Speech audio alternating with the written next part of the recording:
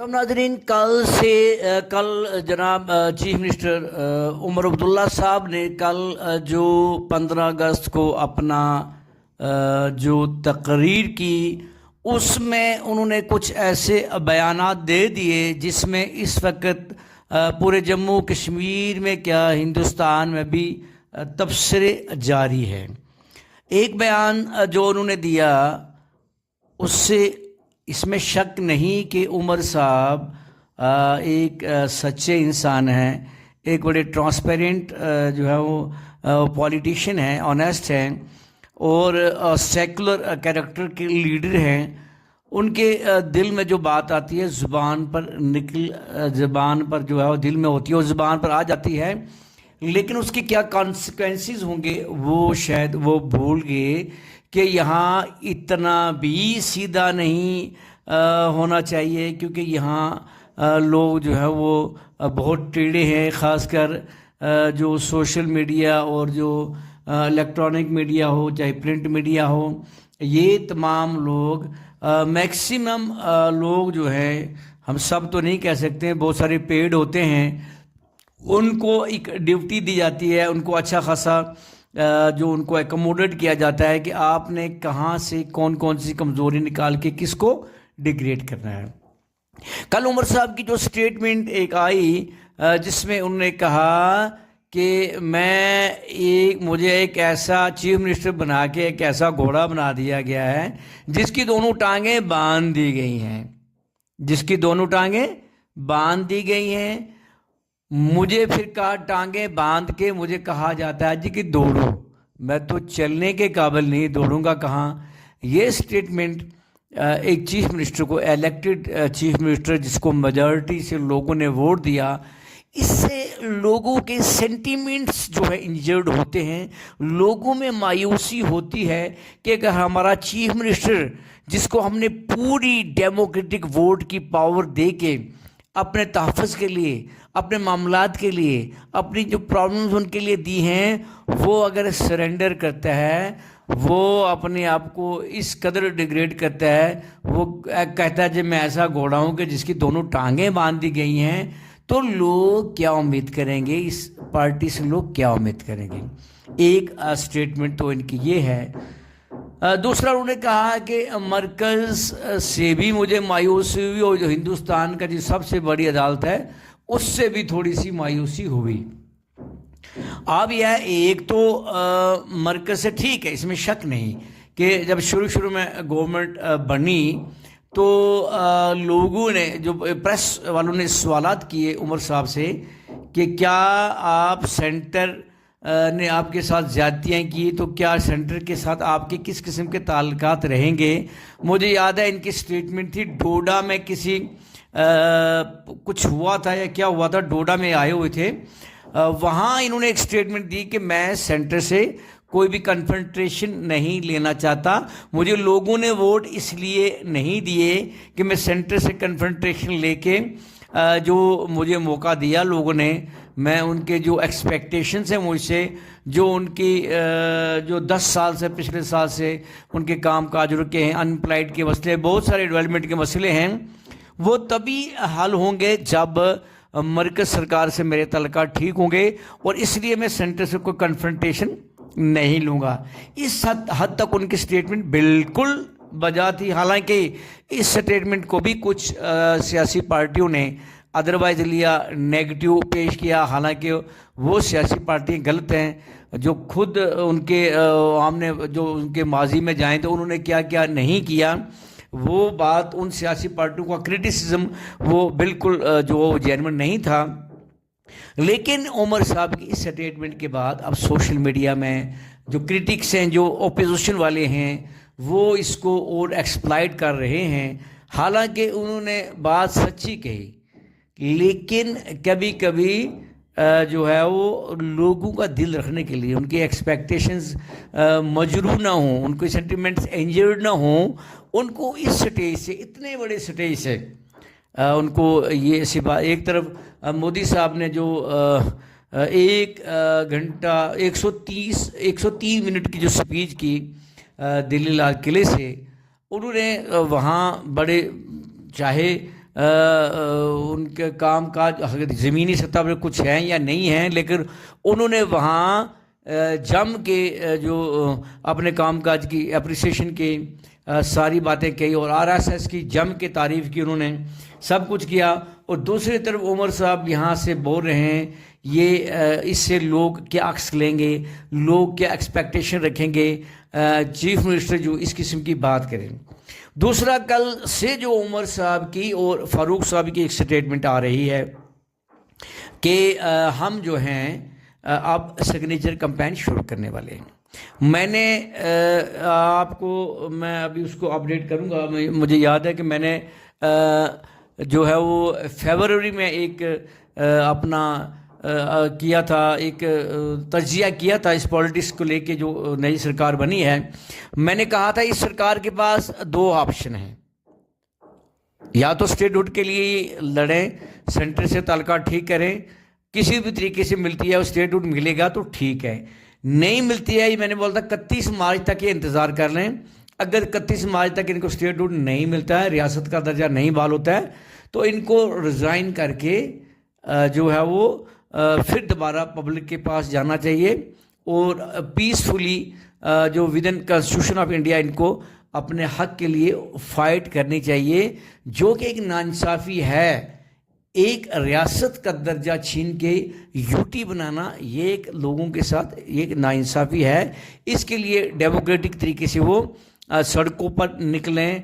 Otherwise جو ہے وہ یا تو اگر ملتا ہے تو ٹھیک ہے، نہیں ملتا تو نکلنا چاہیے. کیونکہ میں نے یہ بھی کہا تھا کہ مرکز سرکار کسی بھی صورت میں یہ نہیں چاہے گی کہ اب اس کو نیشنل کانفرنس کو دوبارہ طاقتور بنایا جائے.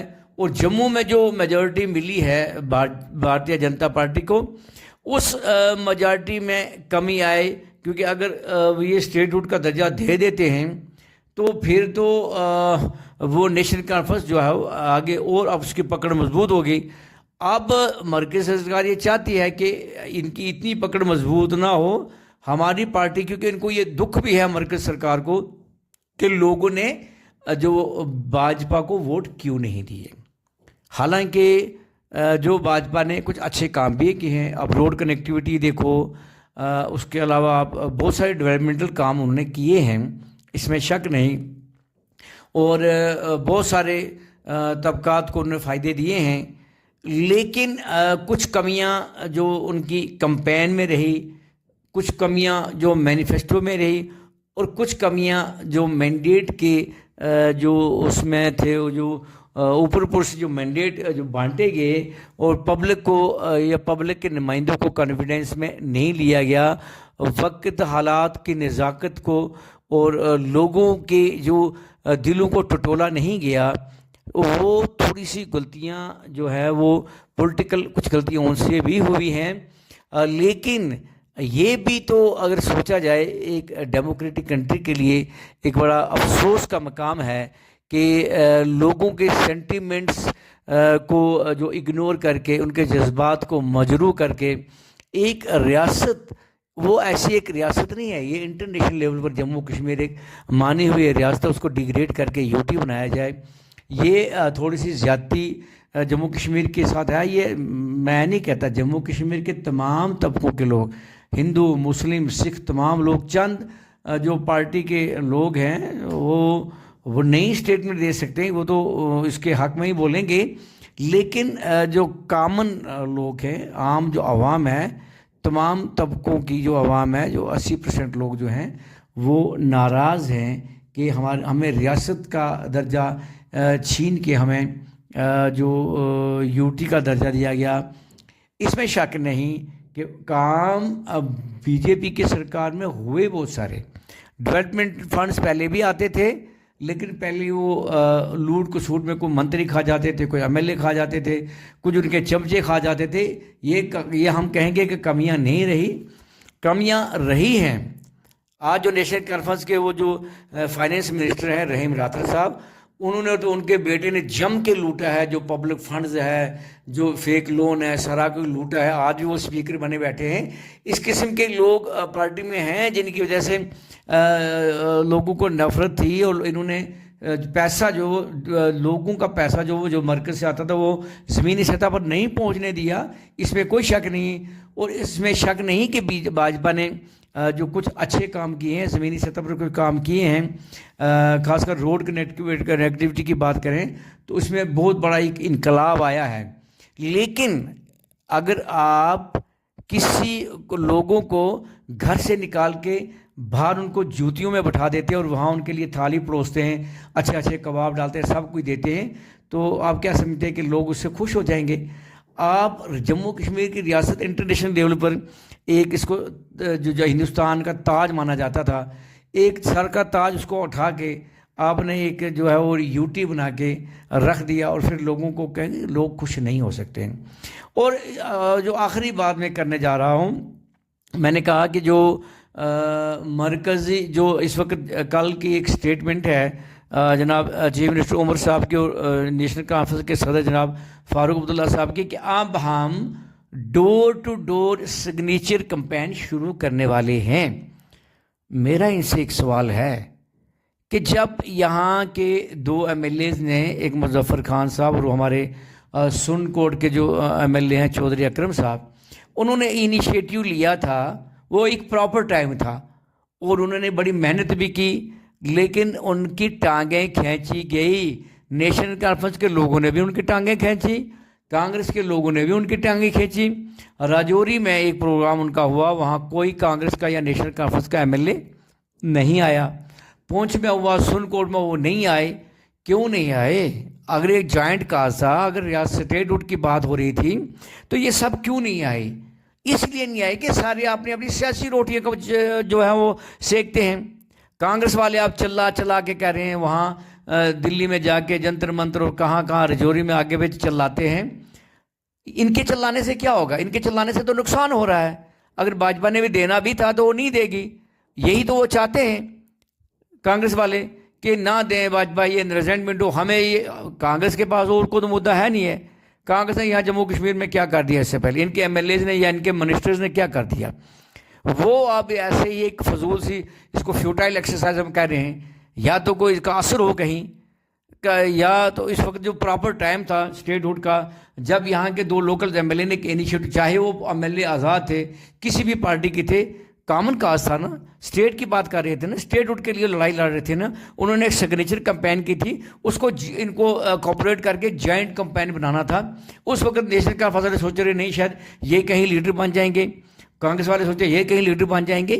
یہ لیگ پولنگ، یہ رسہ کشی اگر ان میں ہے تو وہ کون سی اسٹیٹ ہوڈ لیں گے؟ یہ اسٹیٹ ہوڈ دے گی بھارتیہ جنتا پارٹی اپنی مرضی سے۔ ان کے جو کانگریس کے اس وقت جو عمر صاحب نے کہا کہ میری ٹانگ جو مجھے ایسا گھوڑا ہو، ٹانگیں باندھ دی گئی ہیں، عمر صاحب کی 2 ٹانگیں باندھ دی، کانگریس کے 4 ٹانگیں باندھ دی گئی ہیں۔ کانگریس تو ہل نہیں سکتی ہے کہیں۔ تو اس لیے جو ہے سگنیچر کمپین اگر کرنی ہے تو اس میں کوئی پارٹی، اب وہ پالیٹکس تمام جو پولیٹیکل پارٹیز ہیں، انڈیپینڈنٹ ایم ایل ایز ہیں، ان سب کو جوڑ کے سب کو ملا کے کرنی پڑے گی ان کو سگنیچر کمپین، اور تاکہ جو اس کو مرکز تک یہ پیغام پہنچے کہ جموں کشمیر کے لوگ جو ہیں وہ اسٹیٹ ہوڈ کے جو چھینے جانے سے، ریاست چھینے جانے سے ناراض ہیں۔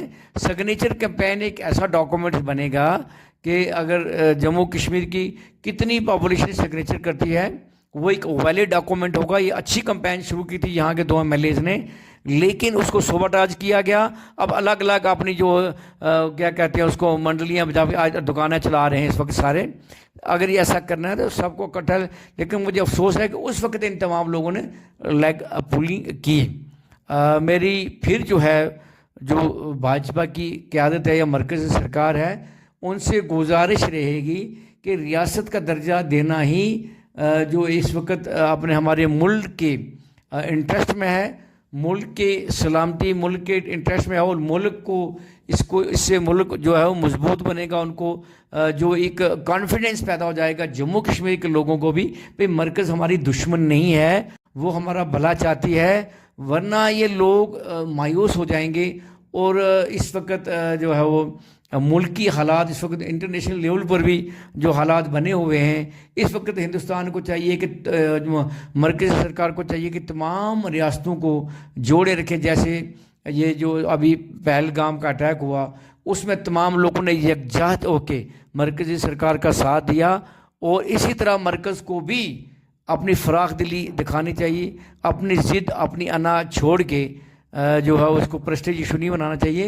یہ جو چھینا گیا ہے ریاست کا حق، ریاست کا درجہ، اس کو واپس دے دینا چاہیے.